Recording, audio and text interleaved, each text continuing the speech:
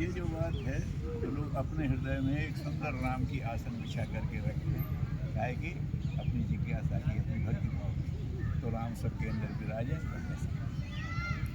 राम आके विराजे हैं तो जैसे उस समय देवता बहुत पीड़ित हुए तो उन्होंने जय जय सुरनायक करके जो तुलसीदास जी ने विराजे नहीं थे, नहीं मतलब उन्होंने विष्णु से प्रार्थना करी, भगवान विष्णु से कि आप आइए और मुक्ति दीजिए। वो प्रार्थना जय जय सुरनायक करके तुलसीदास जी ने कही। अब फिर अयोध्या में पधारे हैं इस समय, और इसके पीछे भी 500 साल का इतिहास है। लोगों ने प्रार्थना करी अपना, तो उसमें कुछ सामंजस्य ऐसा दिखता है कि जैसे उस समय परिस्थितियाँ थी तो अंदर की पीड़ा लोगों की जागी। अब भले राम के प्रति प्रेम था। तो सिर्फ अयोध्या में राम बैठे हैं, अब राम भारत में विराज चुके हैं। उस समय तो भगवान राम का भावावतार हो गया, तो वो सब जगह ये तो अयोध्या का मंदिर जहाँ वहाँ होना चाहिए, उनके जन्मभूमि कोई नहीं था, तो ये तो एक सामाजिक अन्याय था जिसको पूरा कर दिया। लेकिन जब उन्होंने किया जय जय सुरनायक ज्ञान सुनता है तो उनका बनता, तो उन्होंने कहा मैं आऊँगा, वो अंशों सहित आऊँगा। और देवताओं से कहा कि तुम भी जा करके वानर रूप धर करके जाके करना। ब्रह्मा जी ने कहा कि अब राम आने वाले हैं, तुम भी जाओ। तो ये वानरों में देवता आ गए थे, तब तो इतना पराक्रम करते थे। तो वो तो ठीक है अपनी जगह, उनसे कहा था जब जब विकल होकर के भक्त पुकारते हैं तब तक भगवान की चेतना प्रकट होती है। ये उस परिस्थितियों को देख के ऐसा कह सकते हैं कि आज की जो स्थितियां हैं उसमें पुनर्भावावतार भगवान का हुआ है। नहीं बिल्कुल, राम का अवतार तो होगा, कोई नई बात नहीं। ये तो अयोध्या में एक सामाजिक अन्याय होता था, उसका निवारण हो गया। राम तो हर मंदिर हर जगह बिजा रहे हैं, एक से एक अच्छे भक्त उनके सामने उनका वो है, उनका उसका पालन भी हो रहा है। तो ये बात नहीं है। उस समय तो स्थिति ये थी कि असुरता इतनी व्याप्त थी कि उनके आतंक से कोई राम का नाम नहीं ले सकता।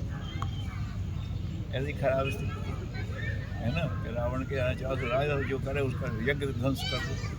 यही तो कहता था, यज्ञों विध्वंस करते थे कि यज्ञों से देव शक्तियों को ताकत मिलती है, यज्ञ विध्वंस। अरे भले ही काम नहीं करते तो जैसे करें तब उन्होंने ये सब अभी लेकिन ये स्थिति तो है कि भगवान का नाम तो लेते हैं लेकिन सदाचार में रत होने की जो प्रवृत्ति है कोई रोक नहीं रहा। ये तो अपनी नादानी है। अभी जो भक्त हैं, अभी शैशव अवस्था के भक्त, अच्छे भक्त भी हैं जिन्होंने राम के लिए सर्वस्व लगा दिया, ऐसे नहीं कर भी रहे हैं। तो सहज राम को नाम है, कठिन राम को काम, करत राम को काम, पड़त राम से काम। वो कहते हैं तो मुश्किल हो गया तो राम से काम पड़ गया। तो नाम रचना तो बड़ा आसान है, लेकिन काम भगवान का कठिन है। और लोग कर रहे हैं, वो स्थिति बिल्कुल भिन्न थी।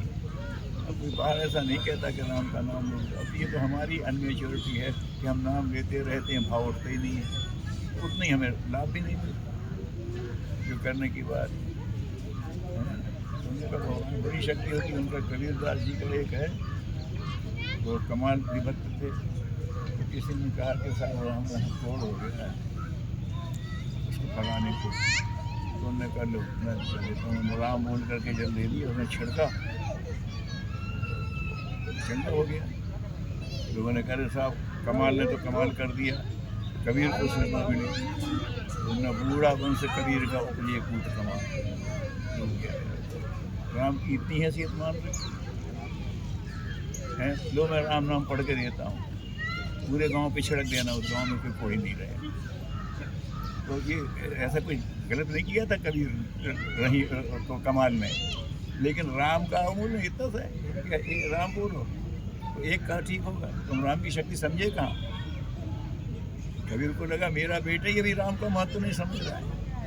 उन्होंने कहा बूढ़ा बन से कबीर का उपजे कूट कमाल। तो ये संत के स्तर की बात है। नहीं तो कोई तो कहते हैं कि आधा भक्त कबीर है, पूरा भक्त कमाल। ऐसे कोई आ गए, उन्होंने कहा इनको रहना है, रहने के पास कुछ नहीं है। कमाल बोले वो सेठ जमा किया हुआ है, अपन उसके यहाँ सैन मार लेते हैं। हाँ बोले ठीक है, जिसकी यहाँ सैन मारने में कोई बुराई नहीं। सैन मार दी, सामान लेकर के कबीर निकल आए। कमाल निकलने लगे तब तक पीछे से किसी ने पैर पकड़ लिया। कमाल ने कहा पिताजी अगर आज तुम छोड़ के गए तो पहचान लिया जाऊंगा, तो मेरा सर काट के ले जाऊंगा, पहचानेगा नहीं। तो ठीक है, मतलब अपने किसी को देना तो करने कभी कमाल अपना शरीर छोड़ मेरा सर काट ले जाओ, नहीं तो आप संत बनने नहीं मिले, उसका काम रुक जाए। नहीं पहचान नहीं पाए तो उन्होंने लटका दिया। उसके बाद भी चेतना का थोड़ा अंश तो रहता ही है, तो एक संत निकले तो उनके हाथ जुड़ गए, उन्हें ये किसने लटका, ये तो कोई परम भक्त है, साहबत ने हाथ जोड़ दिए, उतारो, संत ने कहा तो उतार दिए, वो ले गए। फिर मालूम किया तो पता पड़ा, तो उन्होंने फिर उसका सर ले करके जिंदा कर दिया। ये क्या आधा भक्त कबीर भक्त था, लेकिन इतना नहीं है कि उन्होंने कहा कि राम का जैसे कहते हैं ये क्या, उन्होंने कहा भरत, फिर भक्त की इस तरह की क्या बात हो। भरत जब गए हैं तो प्रयागराज पे जाकर के उनका भाव उठा, तो उन्होंने मांगहूँ भीख त्याग निज धर्म। रघुवंशी कुछ मांगती नहीं थी कभी किसी से, देती है, लेकिन तीर्थराज में तुमसे मांग रहा हूँ त्याग निज धर्म, आरत काहे न करे कुकर्म, मैं कुकर्म कर रहा हूँ, आरत भाव में। मांगा क्या है, रामचरितमानस का लोग पाठ करते हैं तो एक संपुट में चौपाई लगाते हैं, शत्रु जय कह तो मनुष्य सुधार कुछ नहीं मिटाई, ऐसा कोई ना कोई एक लगाते हैं। मंगल भवना मंगलहारी, ये निष्काम भाव से करते हैं तो वो मांगते हैं सीता राम चरण रति मोरे, अंत में बड़े अनुग्रह को चरण चाहिए हमारे भगवान के चरण में। पूरा ये है कि वहाँ खड़े हुए हैं तो उन्हें मांगा हूँ भाई त्याग निज धर्म, आरत काहे ना करूँ कुकर्म कह के कह रहे। उसमें उन्होंने ये कहा कि राम कुटिल कर जाने ही होगी, स्वयं राम मुझे कुटिल जाने, मुझे कुछ नहीं। देखिए भक्त का भाव देखिए, राम कुटिल कर जाने हैं और लोग कहें गुरु साहब हो। मैं राम का भी विरोध कर रहा हूँ, दशरथ उनका वशिष्ठ जी का, उन्होंने कहा तुम बैठो राज सिंहासन तो नहीं, तो भले राम मुझे कुटिल माने, लोग मुझे गुरु साहब का विद्रोही करने, लेकिन सीता राम चरण रति मोरे, अंग बड़े मेरे हृदय में तो भगवान के प्रति प्रेम हो, पराकाष्ठा। जिसे कुकर्म कह के माना है भरत ने, उसे सर्वश्रेष्ठ चौपाई मान करके लोग संपुट लगाते हैं, सीताराम चरण। तो भक्त के स्तर की बात दूसरी होती है, उसकी परिभाषाएं दूसरी होती हैं।